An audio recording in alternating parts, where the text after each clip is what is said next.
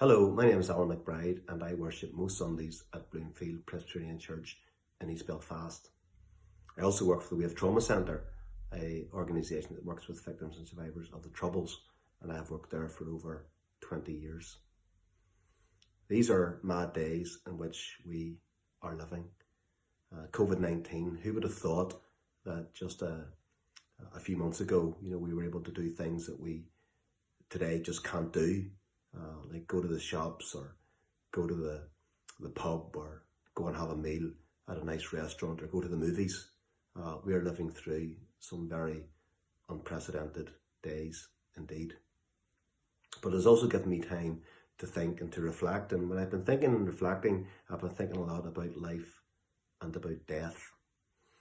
Some time ago, a friend brought me this little pack from some place that they'd been, and it says that you're never too young to dream big. I would like to add that I don't think you're ever too old to dream big either. And I know that certainly one absolutely inspirational story from the COVID-19 pandemic has been the story of Captain Tom Moore, who decided to walk up and down his garden to raise £1,000 for the NHS. He actually ended up raising over 28 million, and he did it when he was 99, and he just celebrated his 100th birthday there just a few days ago. What a giant of a man.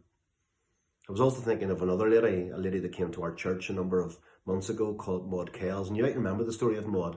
Maud was a missionary. She was serving God amongst the people of the Congo when some gunmen broke into her house and shot her, and she was almost killed.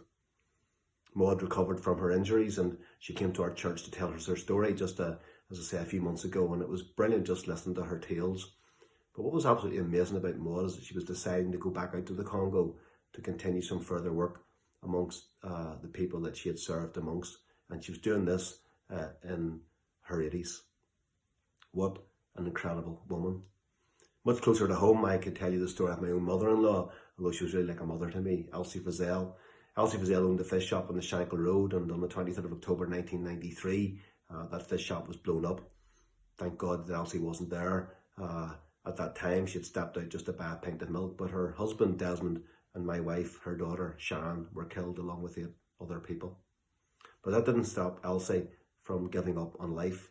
She continued to work and to be the amazing woman that she is. When I got a job with the YMCA, she came and she worked alongside me, serving meals to people who were young people, to the elderly, to the homeless, to people with learning difficulties.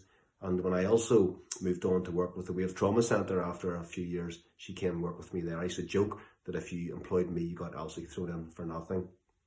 And Elsie worked in our front office. She was the kind of woman that would have just spoke and met you and meted and greeted and did all the cups of tea and photocopying and sending out the post and all of that. And she was an absolutely great help to the Wave Trauma Centre and a great help to me as a person as well.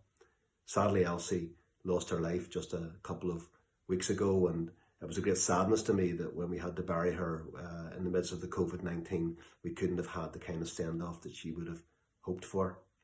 So I want to leave you with that little thought, and I want you to think about the old people in your life, people, perhaps your grandfather, your grandmother, perhaps your parents, perhaps just older people living on your street, just to think about the amazing contribution that many of them have made to life and to society.